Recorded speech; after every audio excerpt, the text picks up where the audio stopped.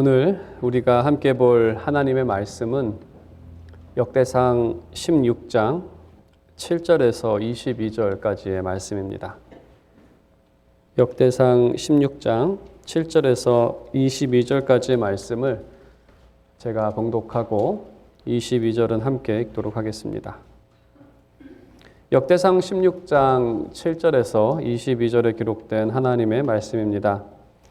그날에 다윗이 아삽과 그의 형제를 세워 먼저 여호와께 감사하게 하여 이르기를 너희는 여호와께 감사하며 그의 이름을 불러 아뢰며 그가 행하신 일을 만민 중에 알릴지어다. 그에게 노래하며 그를 찬양하고 그의 모든 기사를 전할지어다.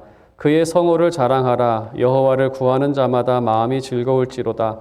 여호와와 그의 능력을 구할지어다. 항상 그의 얼굴을 찾을지어다. 그의 종 이스라엘의 후손 곧 택하신 야곱의 자손 너희는 그의 행하신 기사와 그의 이적과 그의 입의 법도를 기억할지어다.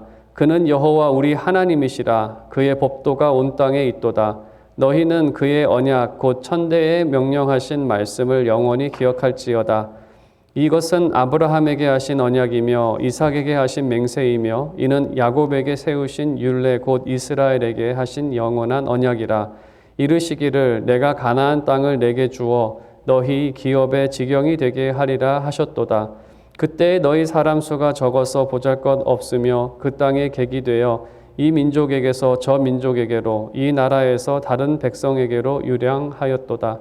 여호와께서는 사람이 그들을 해하기를 용납하지 아니하시고 그들 때문에 왕들을 꾸짖어 함께 읽겠습니다.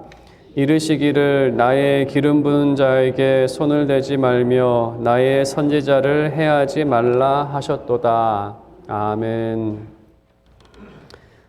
네, 오늘은 예배자에게 어울리는 감사와 기쁨이라는 제목으로 하나님의 말씀을 증거하도록 하겠습니다.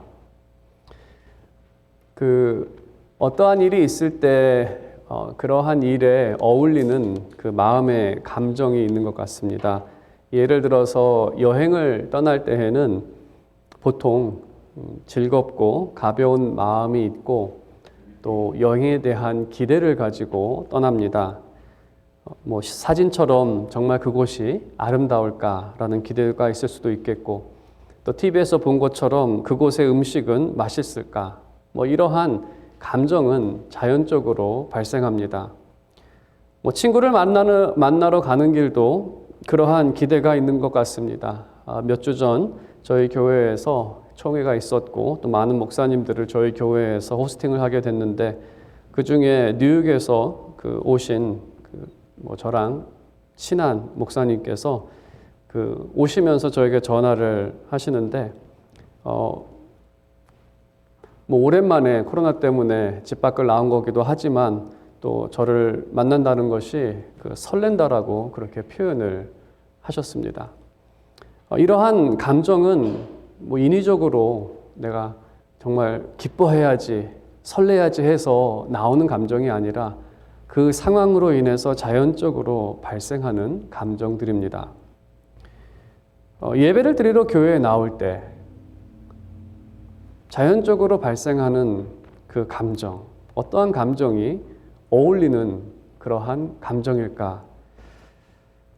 주 앞에 나아가 교제하는 자리이기 때문에 오늘 본문에서 기록된 것처럼 그 감정은 감사와 기쁨이 되어야 한다고 그렇게 본문은 말하고 있습니다.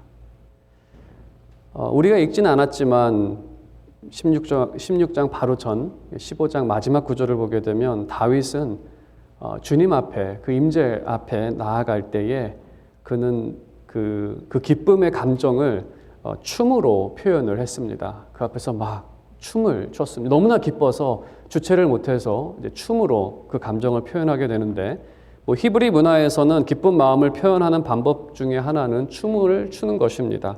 한국 사람들도 아주 기쁜 일, 경사나는 일이 있으면은 그 여인들이 이렇게 영화를 보게 되면 가끔 이렇게 춤을 추는 모습이 있는데 그거는 문화나 사람의 성향에 따라서 표현하는 방법은 다를 것입니다. 제가 아는 어떤 선교사님은 목사 안수를 받는 날 너무나 기뻐서 차를 타고 오면서 창문을 내리고 나는 목사다 완전히 고래고래 소리를 쳤다고 합니다. 이제 나는 목사다라고 하면서 막 고래고래 소리를 쳤다고 합니다. 아마 그것은 그분에게는 그것이 자신의 기쁨의 표현의 방법일 것입니다. 손을 들고 찬양한다, 여러 가지 자신의 표현하는 방법은 다르겠지만 이 기쁨이라는 같은 감정에서 표현된 것입니다. 확실한 것은 예배자에게 어울리는, 예배 가운데 어울리는 감정이 바로 감사와 기쁨이라는 것입니다. 오늘 본문을 바로 이 점을 우리에게 말하고 있는데, 그럼 왜 이것이 합당한 예배자의 모습인지에 대해서 오늘 본문에서 찾을 수 있습니다. 우리가 교회를 다시 시작하는 이 시점에서 가장 먼저 교회에서 하는 그 액티비티라고 한다면, 그 행동 중 우리가 참여하는 일 중에 가장 많은 중요한 부분은 예배인데, 그럼 우리가 다시 시작하는 시점에서 하나님께서 받으실 만한 예배가 어떠한 예배의 모습인지, 또 우리 교회가 그러한 예배로 드려지기를 원하는 마음으로 오늘 말씀을 여러분에게 전달해 드리도록 하겠습니다. 오늘 말씀의 시작은 여호와의 궤가 이제 성막으로 궤를 가져와서 지난주 우리가 들었던 말씀이고요. 그 성소에 안착한 날입니다. 이제 성소에 여호와의 궤가 안착이 되었을 때 다윗은 레위인들을 찬양 대원으로 임명을 합니다.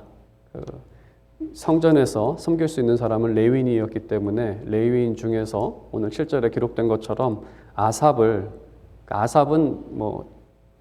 성가대장, 찬양대장이라고 할 수도 있겠습니다. 아삽은 시편을 기록한 사람이기도 합니다.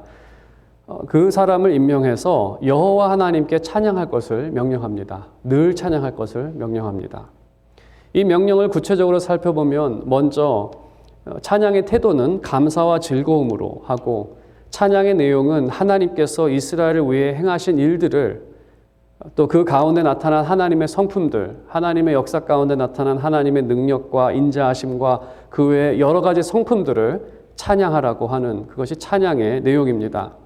그 다음에 11절을 보게 되면 여호와와 그의 능력을 구하라고 명령합니다. 이 말의 의미는 이 찬양의 방법입니다.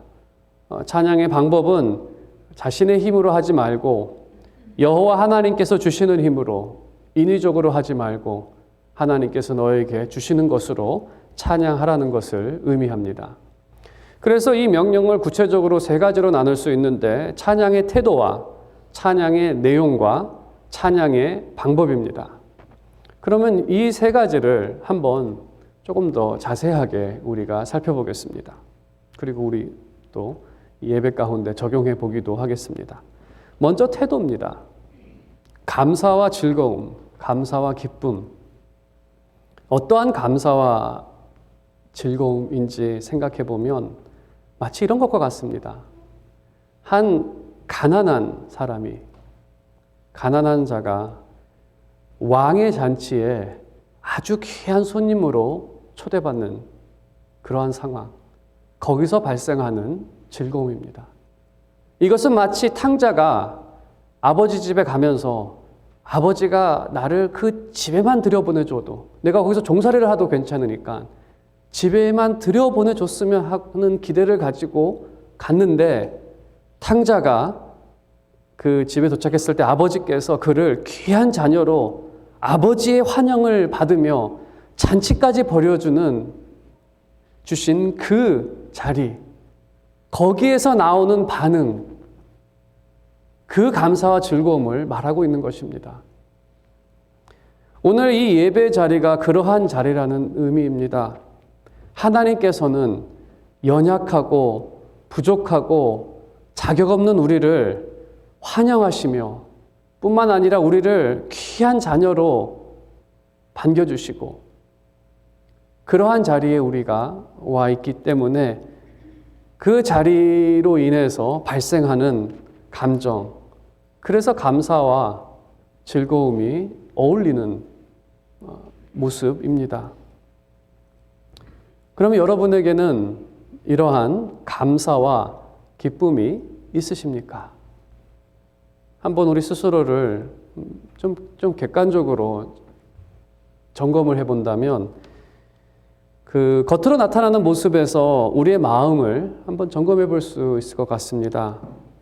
즐거움은 어떠한 모습으로 나타날까? 찬양할 때 감격이 있을 것입니다. 나를 구원하신 하나님, 그 존귀와 그 영광과 그 은혜, 이것들을 읊조릴 때 그것에 대한 감격이 있지 않겠습니까? 즐거운 마음은.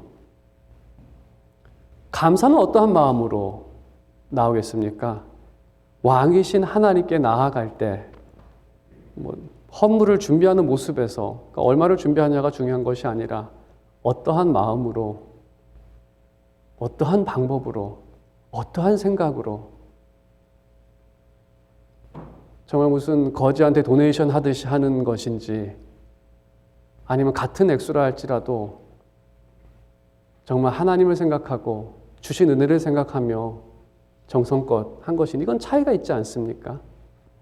감사라는 것이 겉으로 나타날 때에는 이러한 모습이 있지 않을까 우리가 생각해 볼 수 있습니다. 주님을 만난 기대는 어떠한 모습일까? 예배를 위한 여러 준비를 할 것입니다. 전날부터 어떠한 옷을 입을지, 또 어떻게 갈지, 혹시나 잊어먹은 게 없을지, 그것은 기대하는 사람이라면 자연적으로, 제가 이것을 인위적으로 하라는 것이 아닙니다. 그냥 우리에게 감사와 즐거움이 있다면, 그분에 대한 설렘이 있다면 자연적으로 나타나는 행동이겠죠. 반대로 감사하지 못하다면 불평이 나올 것입니다. 기쁨이 없다면 만족하지 못할 것입니다. 이러한 경우 원망하는 모습들이 나타나겠죠. 오늘 아침에 차는 왜 이렇게 막혀? 오늘은 왜 이래? 왜 저래? 하면서 원망의 말들이 나올 것입니다. 그것은 자연적인 겁니다. 왜냐하면 마음이 그렇기 때문에 그냥 나오는 것을 누가 막겠습니까? 겉으로 나타나는 것이 마음을 완전하게 대변한다는 말은 아닙니다. 하지만 적어도 자기 스스로의 감정의 상태를 점검할 수 있는 그러한 일종의 기준이 되지 않을까 여러분에게 한번 소개한 것입니다. 사실 하나님과 동행하며 사는 크리스찬들에게, 특히 주님의 임재 앞에서 살아가는 크리스찬들에게는 불평과 원망이 어울리는 모습은 아닙니다. 광야의 이스라엘은 하나님과 동행했지만 불평하며 원망했었고, 그 모습은 하나님 보시기에 좋지 못했습니다. 민수기 11장은 이렇게 기록하고 있습니다. 여호와께서 들으시기에 백성이 악한 말로 원망하매 여호와께서 들으시고 진노하사 여호와의 불을 그들 중에 붙여서 진영 끝을 사르게 하시매. 그들이 무슨 범죄를 한 것이 아니라 원망의 말을 했습니다. 그들이 막 거짓말하고 서로 죽이고 이렇게 했다가 아니라 그냥 말을 했다는 겁니다. 그들이 원망했던 근본적인 이유는 하나님께서 행하신 일들을 생각하지 않았기 때문입니다. 그 일들은 그들을 애굽에서 구원하신 일, 날마다 그들에게 만나를 주신 일, 낮과 밤에 구름 기둥과 불 기둥으로 그들을 인도하신 일, 그들이 목마를 때마다 때로는 반석에서 물을 내시기도 하시고 미리 준비하신 물을 마시기도 하시고, 또 마시지 못한 물은 생수로 변화시키기도 하셔서 그들에게 다양한 은혜를 주신 일들. 하지만 그들은 이러한 은혜의 일들을 잊어버리고 단지 한 가지, 광야라는 척박한 상황만을 생각한 것입니다. 하나님의 은혜는 다 까먹어버리고 눈앞에 보이는 그것, 그 광야. 우리가 주님 앞에서 기쁨과 감사가 없다면 그것은 우리의 상황이 약해서가 아닙니다. 근본적인 이유는 하나님께서 행하신 일들을 생각하지 않기 때문에, 잊어버렸기 때문에. 그래서 본문을 보게 되면 8절에 그가 행하신 일들을 알게 하라. 또 9절에 보게 되면 모든 기사를 전할지어다. 이것을 계속해서 알리라고 합니다. 레위인들을, 예배를 인도했던 레위인들의 역할은 백성들에게 하나님께서 하신 일을 계속해서 말하며 상기시키며 알리는 것이었습니다. 오늘날 비슷한 역할을 하는 사람이 바로 저인데, 저의 역할이 여러분에게 하나님께서 행하신 일, 예수 그리스도를 통해서 우리에게 행하신 일, 우리의 구원을 위해서 하나님께서 하신 일들을 계속해서 알리는 것, 그것이 저의 역할입니다. 그 이유는 바로 우리가 어울리지 않는 삶을 살아가고 있기 때문이라고 생각됩니다. 그러면서 다윗이 명령합니다. 13절과 15절에 보게 되면 기억하라. 이 일을 기억하라. 그럼 이제 우리가 본문에 언급된 하나님의 역사를, 우리가 기억해야 할 역사가 무엇인지를 우리가 한번 생각해 보겠습니다. 13절과 15절에서 그들이 기억할 일은 주님께서 행하신 일, 그것을 주의 법도라고, 법도를 기억할지어다라고 말하고 있는데, 여기서 법도라는 것은 좀 해석이 왜 법도라고 해석했을까 참 그 의문이 드는 해석인데요. 쉽게 풀면 심판하심, 또 다른 말로 하면 다스리심입니다. 그 히브리어로 미슈팟이라는 단어인데, 그것은 그 사사들이 했던 일, 다스림에 대한 것입니다. 주님께서는 바로 다스리시는 분입니다. 근데 이것을 다스리실 때 입의 법도를, 그러니까 입이라는 것은 이제 말로써 다스린다라는 것을 이렇게 번역을 해놨습니다. 그의 입의 법도를 기억할지어다. 입으로 다스리심을 기억할지어다. 입으로 다스린다는 것은 하나님께서 왕이라는 의미입니다. 우리가 곰곰이 생각을 해보면 왕은 말로 다스립니다. 문제가 생길 때 왕이 나서서 다스리지 않습니다. 어디에 문제가 발생하면 왕이 하는 것은 신하를 선택하고 그 신하에게 권한을 주며 명령을 합니다. 너는 저기로 가서 저 일을 하고 와라. 왕은 말로 다스립니다.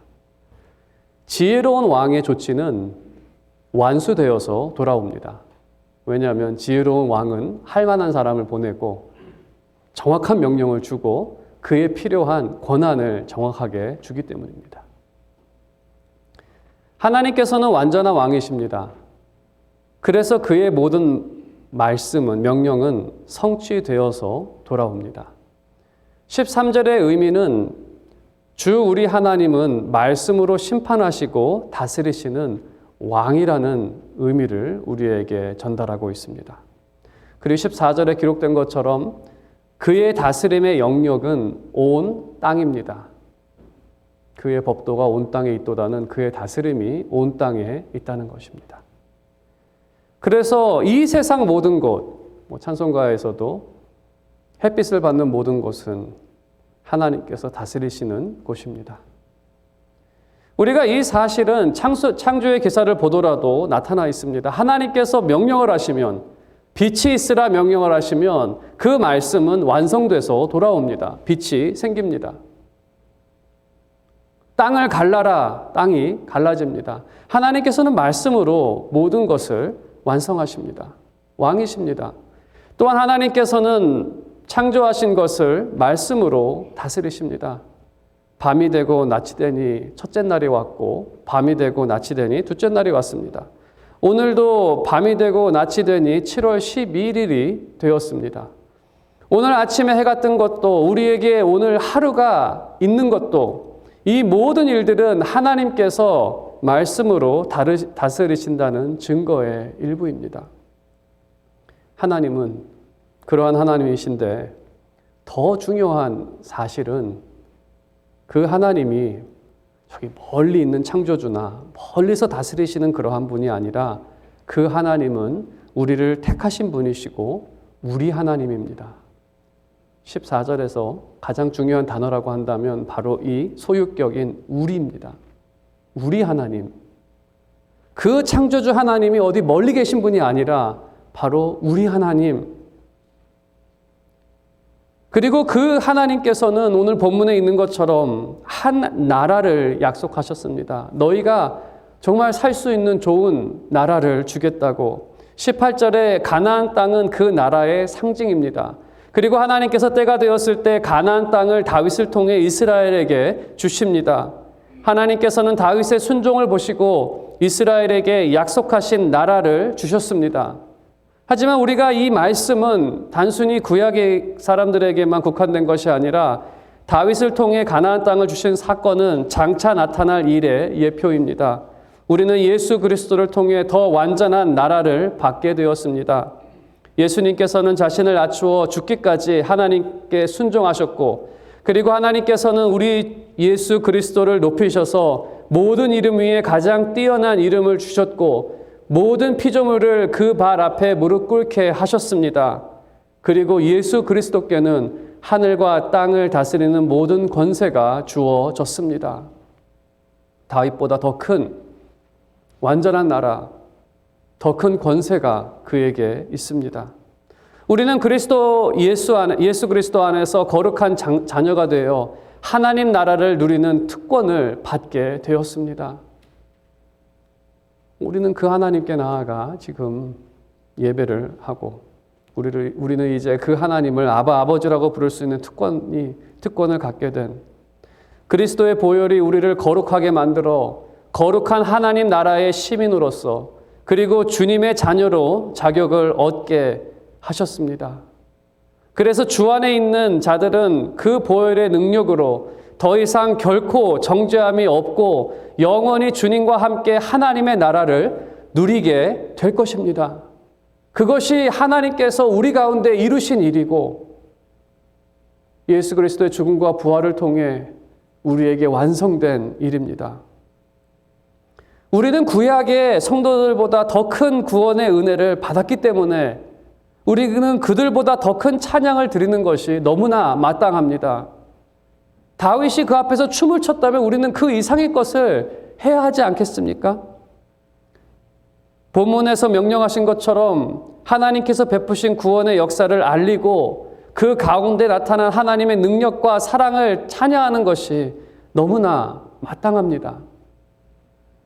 이 구원의 사실을 깨닫을 때 찬양과 또 간증이라는 것은 하나님께서 나에게 행하신 그 구원의 일을 알리는 것인데 찬양과 간증이 너무나 당연한 것 아닙니까?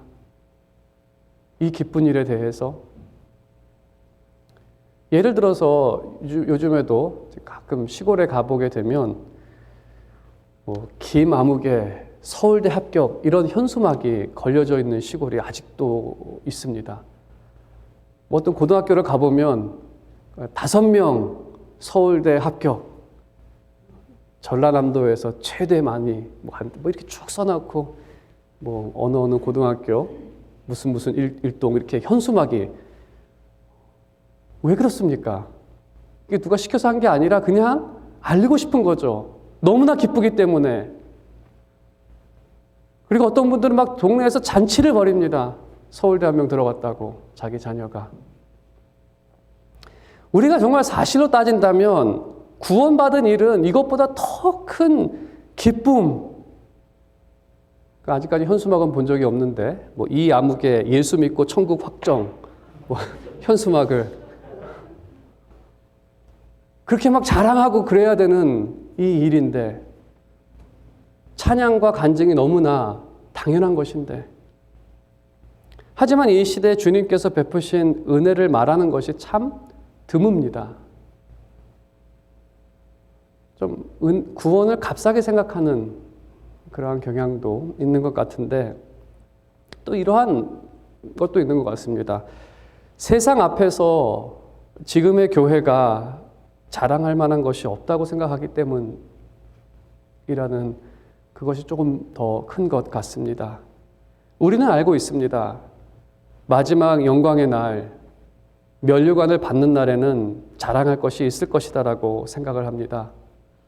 하지만 현재 우리의 모습을 보면 참 자랑할 만한 것이 없다는 생각이 이 시대 크리스찬들에게 많이 자리 잡고 있고 그래서 우리가 세상 앞에서 그 기쁨과 즐거움, 그것으로 인한 찬양과 간증을 더디하는 것이 나타나는 것이다라고 생각이 듭니다. 그것이 우리의 현실이죠. 오늘 본문 말씀을 처음 듣는 포로우 이스라엘도 비슷한 생각을 갖고 있을 것이라고 그렇게 추측해 볼 수 있습니다. 그들도 이렇게 생각했을 것입니다. 우리 선조들 다윗 시대에는 자랑할 것이 많았을 것이다라고 그들도 생각했을 것입니다.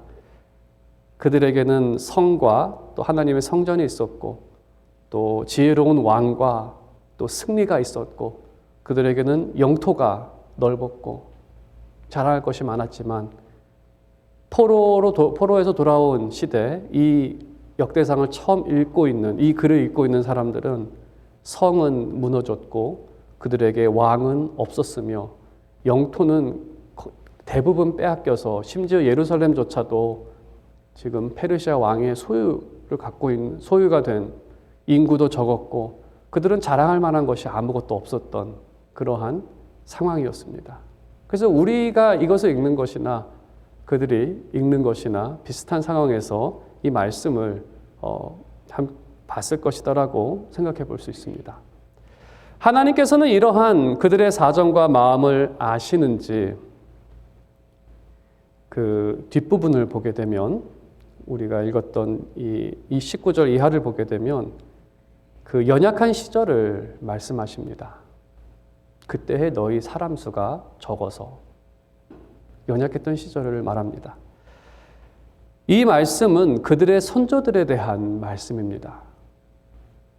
아브라함과 이삭과 야곱은 약속을 받았지만 성취를 보지 못했던 사람들입니다. 하나님께서 이 땅은 너희들에게 줄 거다고 하나님께서 말씀하셨고 확정하셨고 또 여러 번 말씀을 하셨지만 실질적으로 아브라함과 이삭과 야곱은 그 땅에 정착하지 못했고 그 땅에 집도 없었고 그 땅에 산 땅이라고 한다면은 그 아내를 묻기 위해서 묘지 몇 평 산 것이 전부지 그 땅에 소유가 없었던 사람들입니다. 천막 생활을 하면서 이 나라에서 저 나라로 이 민족에서 저 민족으로 유랑했던 그러한 사람들이었습니다. 우리도 하나님 나라에 대한 약속이 있습니다. 그리고 하나님께서 이것을 성취할 것이다라고 우리는 믿는 분들이 여기에 다수일 거라고 생각합니다. 하지만 지금 우리의 상황을 보게 되면 약함 가운데 둘러싸여 있습니다. 세상에 비해 우리는 너무나 약해 보입니다. 그리고 우리의 영적 상태조차도 거룩하거나 의롭지 못할 때도 너무나 많습니다. 최근에 기독교인들의 도덕적 수준은 바닥을 치고 있습니다. 이것이 피할 수 없는 현실입니다. 한 가지 예를 들어서 여러분께 말씀을 드리면 제 한 후배가 한국의 아주 큰 교회, 대형 교회, 사랑의 교회 건물이 어마어마합니다. 무슨 쇼핑몰 같이 정말 높고 유리로 되어 있는 너무나 멋있는 건물. 거기에 이제 부교육자로 사역을 하고 있습니다. 교회 갈 때 가끔은 이제 택시를 잡아서 가야 하는데 택시 기사한테 어디로 가냐고 물을 때 그의 답은 대법원 앞으로 가달라고 한답니다. 사랑의 교회 앞으로 간다고 해도 어딘지 다 아는데 서울 시민들은 그 사랑의 교회 앞에 있는 대법원이 있습니다. 대법원 앞까지 간다라고 얘기를 한다고 말합니다. 사랑의 교회라고 말하면 괜히 욕먹기 싫고 또 그 교회 목사라고 하면 너무나 창피해서 본인이 그 교회에 사역을 하면서도 그 교회까지 간다고 말을 못하는 참 이게 우리의 지금 현실입니다. 이 시대 크리스찬이 자신이 크리스찬이라고 밝히지 못하는 것, 심지어 목사도 목사라고 밝히는 것이 부끄러운 시대. 본문에서 말하는 믿음의 선조들도 이러한 연약한 가운데 있었다는 것을 우리가 기억할 때 한번 그들에 비추어서 생각을 해본다면 21절에 있는 기록은 아브라함에 비추어 기록된 말씀이라고 생각이 됩니다. 하나님께서 왕들을 꾸짖었다. 지난 수요 말씀이죠. 믿음의 조상 아브라함은 애굽에서 자신의 아내를 누이라고 속였고 약속을 받은 백성이라고 말을 하지 못하고 누이라고 속이고 결국 바로 왕에게 시집을 보내는, 여호와 하나님을 섬기고 그 약속을 받은 사람이라는 것을 말하는 것 자체가 뭐 여러 가지 상황적 이유가 있을 것입니다. 하지만 밝히지는 못했습니다. 그는 하나님의 약속을 갖고 있었습니다. 하나님께서는 약속하셨습니다. 너에게 한 나라를 주겠다. 나라라는 것은 영토, 백성, 그 두 가지가 뭐 요소겠죠. 그것을 하나로 말하면 나라입니다. 하지만 아브라함은 그 약속된 나라를 버렸습니다. 그래서 가나안 땅은 아무런 의미가 없었습니다. 그래서 떠나버립니다. 아내를 통한 후손도 의미가 없었습니다. 그래서 바로에게 포기합니다. 아내를 누이라고 속이는 것, 결혼한 아내를 다른 남자에게 주는 것은 당시 사회에서도 하면 안 되는 부도덕한 행동입니다. 이 시대보다도 도덕적으로 더 철저했던 시대도 있었습니다. 결혼한 아내를 다른 남자한테 시집을 보낸다는 게 여러분 상상이라도 가십니까? 이 사건은 불신앙으로 인한 아브라함의 연약함을 밝히 드러냈던 사건입니다. 하지만 본문에서 말하고자 하는 것은 그럼에도 불구하고 본문의 말씀처럼 하나님께서는 그 왕, 바로 왕을 책망하시고 다시 돌이키십니다. 이 말씀의 의미는 아브라함에게 약속하신 일들을 지키시기 위해서 하나님께서 약속하셨기 때문에 아브라함은 약속을 지키지 않았지만 하나님께서는 약속에 늘 신실하셨다는 것을 우리에게 말하고 있습니다. 하나님께서는 약속하신 일들을 지키십니다. 그 신실함은 구약에서 여러 모양으로 나타나며 그리스도를 통해 완성된 것입니다. 그들은 연약했지만 신실하지 못했지만 불신앙과 부도덕한 생활까지도 했지만 하나님의 신실하심이 약속의 완성이 되었다는 것입니다. 이 사실이 포로 이후 시대를 살았던 사람들에게 소망이 된 것이죠. 하나님께서 주신 약속의 완성이 자신들의 능력에 달린 것이 아니라 하나님의 신실하심에 달렸다는 것. 그래서 능력의 하나님께서는 반드시 이루실 것이고 또 우리는 하나님께서 약속하신 나라를 받게 될 거라는 것. 다윗이 싸움을 잘해서가 아니라 하나님께서 약속하셨기 때문에 하나님께서 약속대로 다윗에게 승리를 주셨고 또 승리를 얻게 하셨습니다. 그래서 우리가 연약함 가운데 있다 하더라도 하나님의 능력과 사랑 그리고 그의 신실하심을 기억할 때 우리는 하나님 나라를 소망할 수 있습니다. 그래서 하나님께서 약속하신 말씀들을 기쁨으로 받아들일 수 있는 것입니다. 이 말씀이 변하지 않는 하나님의 말씀이라는 것. 또한 우리는 우리의 연약함을 더 이상 부끄러워하지 않습니다. 그렇습니다. 우리는 부도덕할 때도 있고 때로는 우리가 불신한 가운데 반응할 때도 있습니다.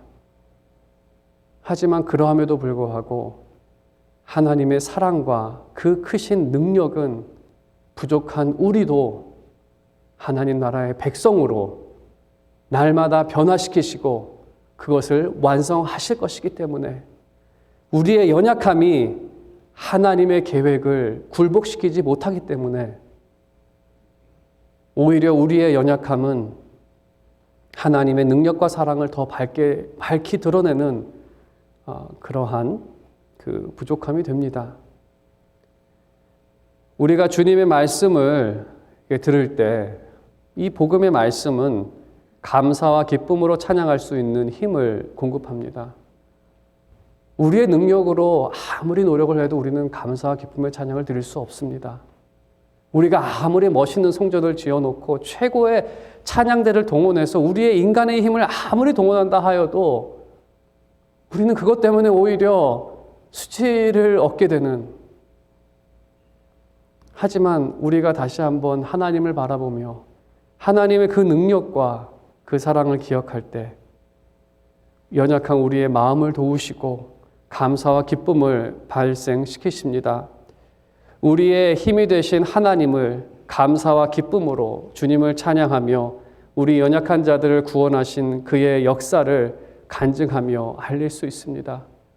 전에는 내가 범죄자였고 전에는 내가 교회를 핍박하는 자였지만 내가 하나님의 은혜로 말미암아 이제는 복음을 전하는 자가 되었고 하나님의 일꾼이 되었고 그리고 나는 하나님으로 인해서 내가 나 된 것은 그 하나님 한 분이라고 전했던 그 복음, 사도 바울의 간증이었습니다. 우리는 전할 수 있게 되는 것입니다. 오늘과 같은 상황에서도 주 안에 있는 자들이 주 앞에 나와 감사와 기쁨의 예배를 드리는 것은 당연한 모습입니다. 진정으로 항상 기뻐하며 범사에 감사하며 그러한 모습이 날마다 여러분의 삶 가운데 나타나기를 바랍니다. 오늘 말씀의 결론을 맺도록 하겠습니다. 찬양의 방법은 하나님의 말씀이 은혜 가운데 힘이 되어 우리는 하나님께 찬양을 드리게 됩니다. 그래서 늘 하나님을 찾으시고 그 말씀을 믿고 의지하며 살아가는 여러분 되시기 바랍니다. 우리의 찬양의 내용은 하나님께서 이루신 일들입니다. 하나님께서 그리스도를 통해서 이루신 일들, 그리고 나의 삶 가운데에서 행하신 일들에 대한 일들을 우리는 찬양하며 또 그것을 알립니다. 찬양의 태도는 결과적으로 나타납니다. 이러한 방법과 이러한 사실을 믿는 자들에게 결과적으로 나타나는 찬양의 모습은 바로 감사와 기쁨입니다. 그럴 수밖에 없습니다. 여기 계신 여러분 모두는 여러분의 삶에서 참된 감사와 기쁨이 항상 넘치길, 그리고 이곳에서 그러한 감사와 기쁨의 찬양이 울리며 예배가 날마다 드려지기를 주님의 이름으로 축원드립니다.